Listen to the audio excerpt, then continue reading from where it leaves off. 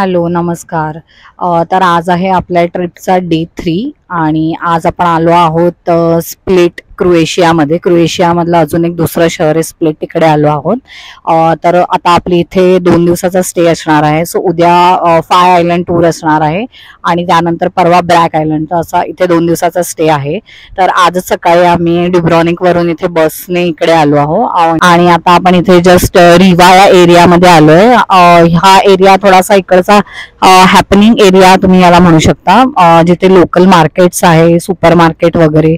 तर हा एरिया फिरण्यासाठी आता आपण आलो आहोत. तर चला आता निघूया. संपूर्ण क्रोएशियाच्या ट्रिपमध्ये स्प्लिट हे असं माझं एक खूप फेवरेट असं डेस्टिनेशन झालं आहे, कारण इथे रिलॅक्स करण्यासाठी, एन्जॉय करण्यासाठी प्रत्येक वयोगटातल्या व्यक्तींसाठी खूप काय काय आहे. आणि जर तुम्ही इथे येणार असाल तर तुम्हाला पहिल्यापासून ऑनलाईन टूर्सचे बुकिंग करण्याची अजिबात गरज नाही आहे. बिकॉज हे तुम्ही छोटे छोटे जे समोर स्टॉल्स दिसत आहेत, इथून डायरेक्ट तुम्ही इथे येऊनसुद्धा 5 आयलंड टूर किंवा 3 आयलंड टूरचं बुकिंग इथे करू शकता. Cut to day 4. आज आपल्या ट्रिपचा डे 4 आहे. काल आम्ही ॲक्च्युली मार्केट एक्सप्लोअर करायला बाहेर पडलेलो, पण नाही करता आलं बिकॉज तिला थोडी टँकी झाली, ती थोडी जमलेली, त्यामुळे मग आम्हाला डायरेक्टली रूमवरती यावं लागलं.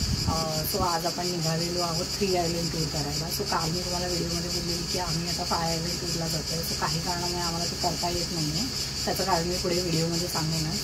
सो आता आम्ही सगळेजण रेडी झालो आहोत आणि आता आपण जाऊया तिकडे, डायरेक्टली तिकडे जाऊन बोलतो मी तुमच्याशी. आता आपण जस्ट पोचलो आहोत जिकडून आता आपला बोट निघणार आहोत. आणि आजचं वेदर थोडंसं विंडी आहे, पण ठीक आहे, थोडंसं थंड वाटतं आहे, ऊन कमी आहे, त्याच्यामुळे रितिका होपफुली थोडंसं कमी रडेल. इथे बसली आहे रितिका आणि इकडे आहे तन्मय. आणि मी तुम्हाला बॅक कॅमेराने दाखवते, इथे मस्त वातावरण आहे.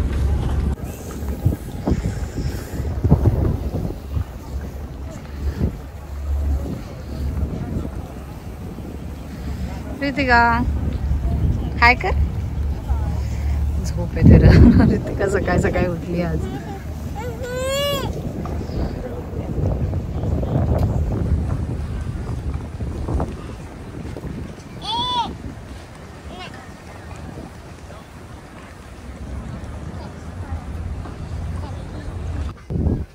इथे आता आपली 3 आयलंड टूर स्टार्ट झाली आहे आणि सकाळी 9:30 वाजता ते स्प्लिटवरून स्टार्ट करतात आणि साधारणतः 2 वाजेपर्यंत पुन्हा स्प्लिटला आणून आपल्याला सोडतात. दरम्यान ते आपल्याला 3 आयलंड फिरवतात आणि मध्ये आपल्याला स्नॉर्कलिंग, स्विमिंगसाठी वगैरे टाईम दिला जातो.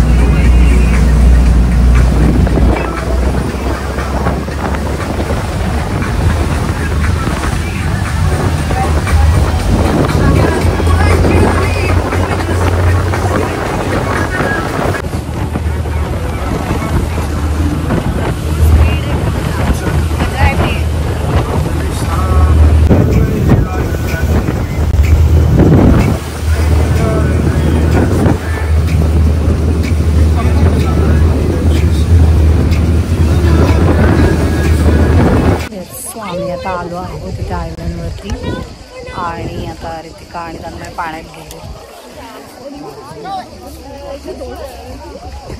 राईड थोडीशी बम्पी होती, थोडंसं आज विंडी वेदर आहे, त्यामुळे रितिका पहिल्यांदा थोडीशी घाबरली, पण तिने नंतर खूप मजा केली.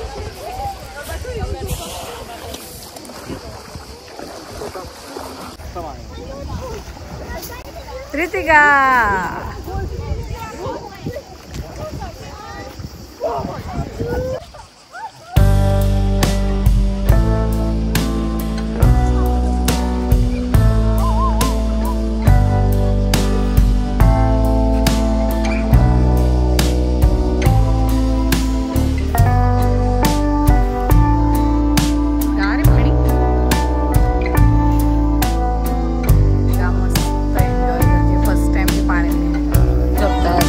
एवढं क्लीन आणि मस्त आहे.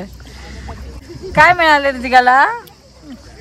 आवडलं फर्स्ट टाइम बीच वरती. हो रितिका तुझा ड्रेस दाखव, छान छान पाण्यातला ड्रेस. अरे वा, असे मास्क दिले स्नॉर्कलिंग करण्यासाठी. आपण आता जात आहोत आपल्या सेकंड आयलंडकडे आणि रितिकाला ॲक्च्युली खूपच जास्ती झोप आली होती. तिची झोपेची वेळ झाली होती. सो ती अशीच माझ्या मांडीमध्ये झोपून गेली बीचवरतीच. तर आता आपण इथं आलो आहोत आपल्या सेकंड डेस्टिनेशनला. आयलंड बिकॉज इथे पाण्याच्या जरा ब्लू शेड्स जास्त दिसतात आणि छान रिलॅक्सिंग आणि खूप मस्त वाटते. आणि ॲक्च्युली वेदर पण खूप छान आहे, जसं ऊन नाही आहे. आणि ते मागे रितिका नॅप घेते तिचा.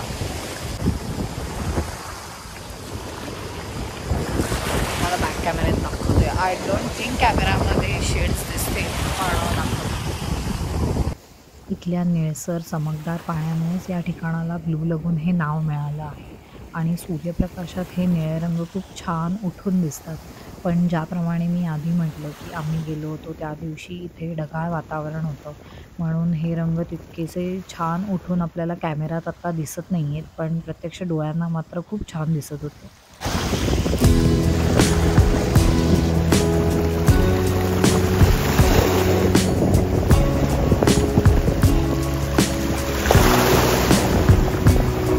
सनबेड्स पण आहेत, म्हणजे तुम्ही घेऊ शकता 10 युरोला सनबेड.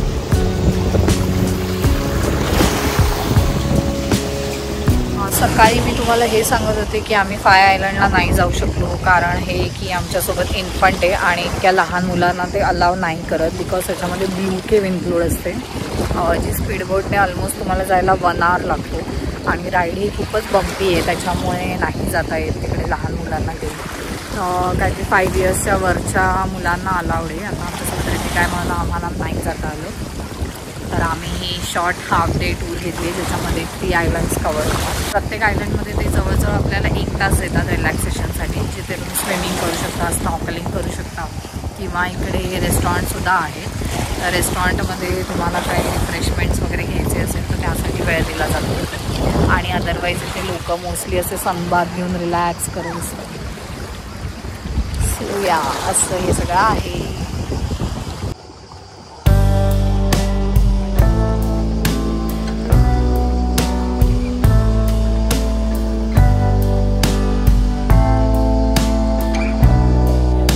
इथे आता आपण पोचत आहोत आपल्या ट्रिपच्या 3rd आणि फायनल आयलंडवर.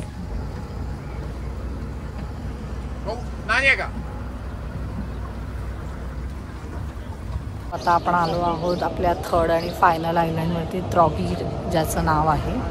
सो इकडे आता साईट सीइंग आहे, ओल्ड टाऊन वगैरे आहे जे तुम्ही फिरू शकता. आता परत त्यांनी 1 तासाचा टाईम दिला आहे आणि लेट्स सी, आता रितिकाचा नॅप टाईम झाला आहे, ती पण उठली आहे. सो बघूया तिला घेऊन आता किती फिरता येईल.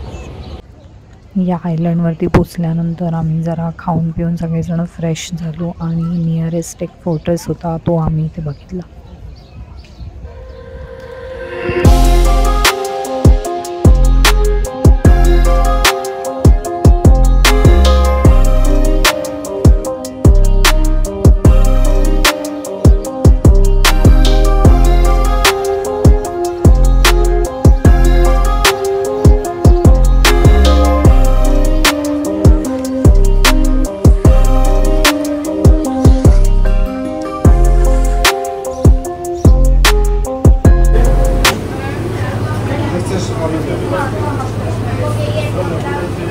आम्ही आता जस्ट आईस्क्रीम खायला थांबलो आहे. प्रत्येकाची मस्ती चालू आहे. हॅलो, आपण आता आलो आहोत कामरलिंगो फोर्ट्रेसमध्ये आणि तुम्ही बघू शकता किती छान मस्त मिडिवल फोर्ट्रेस आहे हा.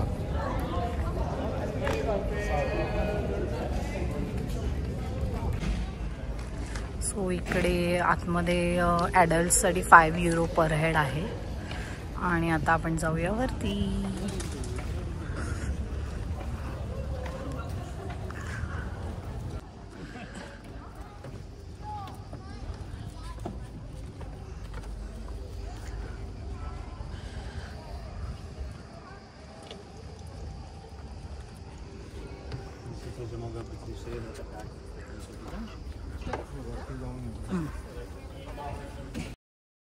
या फोर्ट्रेसच्या टॉपवर जाण्यासाठी खूपच नॅरो रस्ता होता, जो की आत्ता आपल्याला व्हिडिओमध्ये दिसतोय, जिथून फक्त एकच व्यक्ती ॲट अ टाईम चढू किंवा उतरू शकतो. त्यामुळे आमचं चालू होतं की रितिकाला घेऊन जायचं का नाही, बट स्टिल आम्ही मॅनेज केलं आणि वरपर्यंत गेलो आणि मस्त व्ह्यू दिसत होता, जो पुढे तुम्हाला व्हिडिओमध्ये दिसेलच. इथे जायचं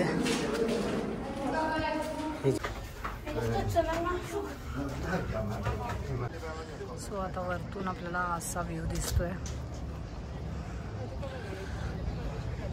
या फोर्ट्रेसच्या एका साईडने आपल्याला ॲड्रियाटिक सी आणि शिवाओ आयलंड, जे फर्स्ट आयलंड आपण व्हिजिट केलं होतं, आणि दुसऱ्या साईडला ट्रॉगीर शहराचा सुंदर असा व्ह्यू बघायला मिळतो.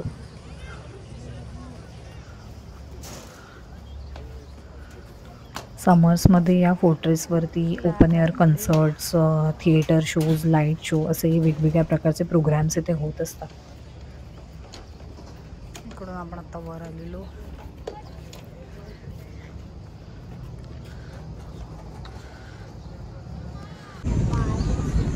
सो आम्ही आता या इकडून वरतून खाली आलो आहे आणि आता आपण चाललो आहे परत आपल्या बोटकडे. आता हा फायनल डेस्टिनेशनच होतं हे. आता इकडून अर्ध्या तासामध्ये ते आपल्या स्प्लिटच्या आयलंडवरती सोडतील आणि मग तिकडून जाऊया घरी.